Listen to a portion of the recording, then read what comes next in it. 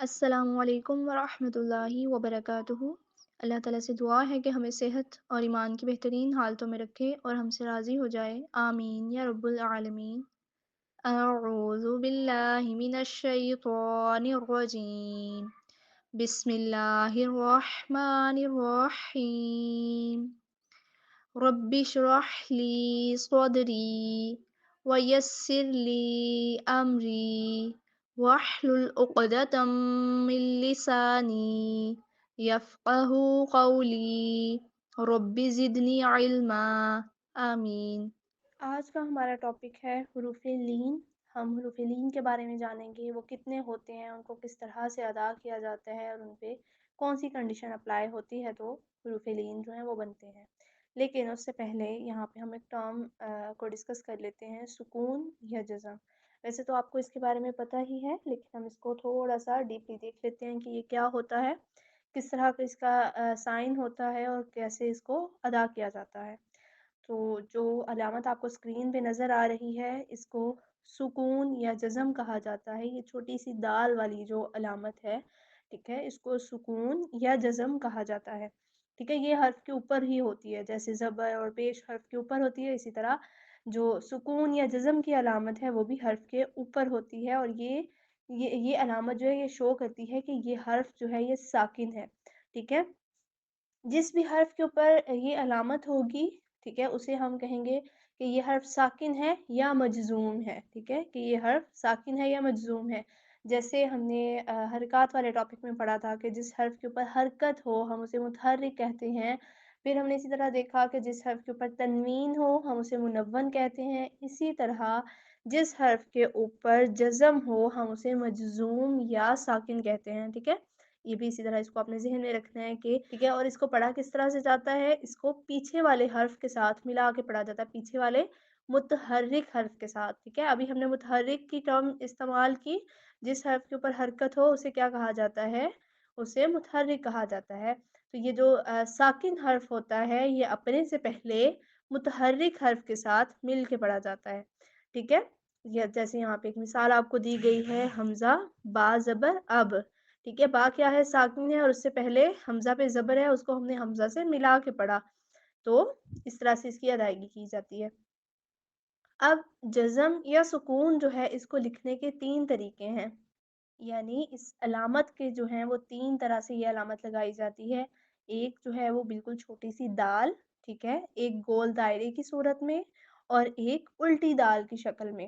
ٹھیک ہے، اگر ہم موبائل پہ قرآن پڑھ رہے ہوں تو بعض رسم الخط ایسے ہوتے ہیں جن میں ساکن کو گول دائرے سے شو کیا جاتا ہے۔ ٹھیک ہے، موبائل پہ بھی اور عموماً ویسے بھی کچھ رسم الخط ایسے ہوتے ہیں جن پہ ان کو گول دائرے کی شکل میں شو کیا جاتا ہے، کچھ پہ الٹی دال کی شکل میں اور کچھ پہ سیدھی دال کی شکل میں۔ تو یہ آپ نے ذہن میں رکھنا ہے، اگر کہیں پہ گول دائرہ ہے یا الٹی دال بنی ہوئی ہے تو وہ بھی کیا ہے، وہ حرف بھی ساکن ہوگا۔ یہ علامات کس کی ہیں، یہ ساکن یا مجزوم کی ہیں۔ اب ہم چلتے ہیں اپنے مین ٹاپک کی طرف، حروف لین کی طرف۔ لین کے لغوی معنی جو ہیں وہ نرمی کے ہیں، یعنی جو بھی حروف لین ہوتے ہیں ان کو اس وجہ سے حروف لین کہا جاتا ہے کیونکہ وہ نرمی سے پڑھے جاتے ہیں۔ ٹھیک ہے، نرمی سے پڑھے جانے والے جو حروف ہوں گے، جو قواعد بیسیکلی ہے نا، رول ہے، ٹھیک ہے، اس کو ہم کیا کہیں گے، یہ حروف لین ہے۔ یہ والا جو رول ہوگا یا یہ جو قاعدہ ہوگا یہ نرمی سے پڑھا جائے گا جس بھی حرف پہ یہ لگے گا۔ ٹھیک ہے، یہ 2 حروف پہ لگتا ہے، ایک کو ہم کہتے ہیں واو لین اور دوسرے کو کہتے ہیں یا لین۔ ٹھیک ہے، اب یہاں پہ دیکھیے گا، اب ہم اس کی کنڈیشن دیکھتے ہیں کہ یہ ہوں گے کب۔ جیسے ہم نے حروف مدہ کو دیکھا تھا، خالی الف سے پہلے زبر ہو تو الف مدہ ہوگا، واو ساکن سے پہلے پیش ہو تو واو مدہ ہوگا، یا ساکن سے پہلے زیر ہو تو یا مدہ ہوگا۔ اسی طرح حروف لین کی بھی کچھ کنڈیشنز ہیں، لیکن حروف لین جو ہے نسبتاً حروف مدہ کے آسان ہیں، اس پہ ایک ہی کنڈیشن اپلائی ہوگی دونوں حروف پہ۔ ہم اس کو دیکھتے ہیں، واو ساکن یا ساکن سے پہلے جو بھی حرف ہو اس کے اوپر زبر آ جائے تو ہم اس کو واو لین اور یا لین کہتے ہیں۔ ٹھیک ہے، اب ہم ان کو الگ الگ دیکھتے ہیں۔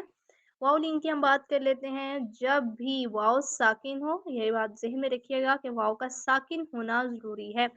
واو ساکن ہو اور اس سے پہلے والے حرف پہ زبر ہو تو اسے ہم واو لین کہتے ہیں۔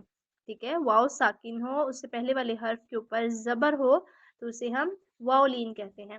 वाव लीन या लीन, ठीक है, यानी हरूफ लीन को झटका नहीं दिया जाता, खींचा नहीं जाता, इनको नरमी से अदा किया जाता है, ठीक है, मोड़ के अदा किया जाता है। अब अगर हम इसकी कुछ मिसालें देखें तो आपको सही से समझ आएगी। देखिएगा स्क्रीन पे आपको शो हो रही होंगी। खौफिन, ठीक है, खा वाव ज़बर खौ। अब यहाँ पे देखें वाव पे गोल दायरा है, तो ये किस चीज़ को शो कर रहा है? ये साकिन को शो कर रहा है, ज़हन में रखना है। खा वाव ज़बर खौ, खौ हम इसको मोड़ के अदा करेंगे। खौ इस तरह। दोबारा से देखें, वाव क्या है? साकिन है और उससे पहले वाला हर्फ जो है मुतहर्रिक कौन सा है? खा। खा के ऊपर क्या है? ज़बर है। हरकत है तो वो क्या हुआ? मुतहर्रिक हुआ।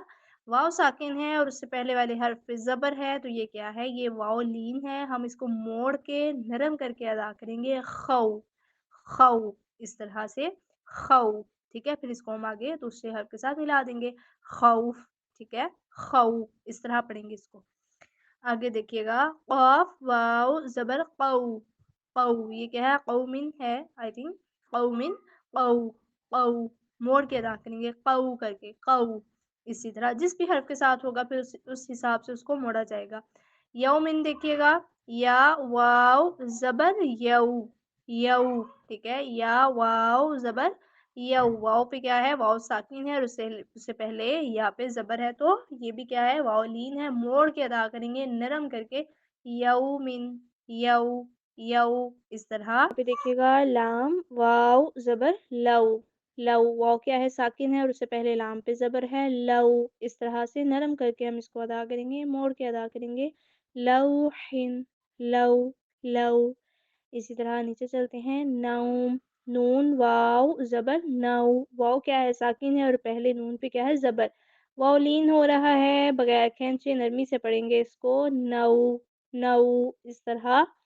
ऐसे ही आगे देखें माउथ, मीम वाव ज़बर मऊ क्या है? यहाँ पे भी वाव लीन है, वाव साकिन है और उससे पहले मीम पे ज़बर है तो माउथ इस तरह से, ठीक है। एक दफ़ा इसको फिर से रिपीट करते हैं। वाव लीन कब होगा? जब भी वाव साकिन हो और उससे पहले वाले हर्फ पे ज़बर हो तो उसे हम वाव लीन कहते हैं और इसको मोड़ के नरम करके बगैर खींचे बगैर झटका दिए अदा किया जाता है। अब चलते हैं याय लीन की तरफ।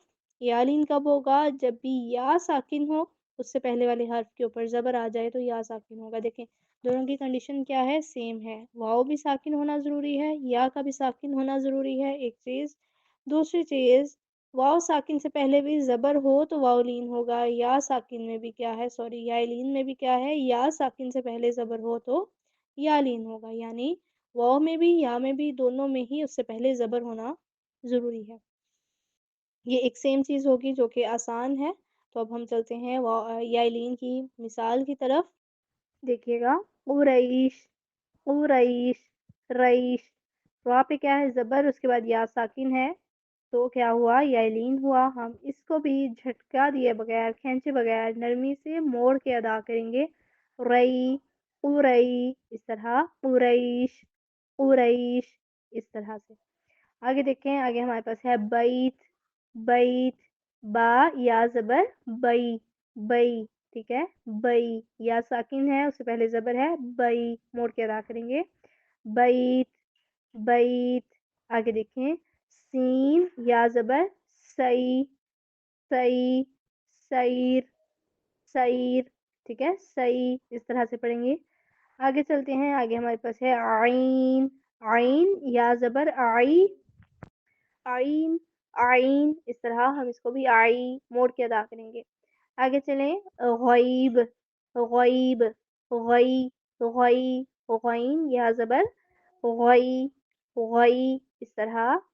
खैर, ख या ज़बर खई, खई, खैर मोड़ के अदा करेंगे इसको, ठीक है। जैसे बऊ, बई, तऊ, तई, जऊ, जई, सऊ, सई इस तरह से, ठीक है। तो ये भी क्या है? वावलीन और यालीन है। एक दफ़ा रिपीट कर लेते हैं। वावलीन कब होगा? जब भी वाव साकिन से पहले ज़बर होगी तो वावलीन होगा। यालीन कब होगा? जब या साकिन से पहले ज़बर होगी तो यालीन होगा।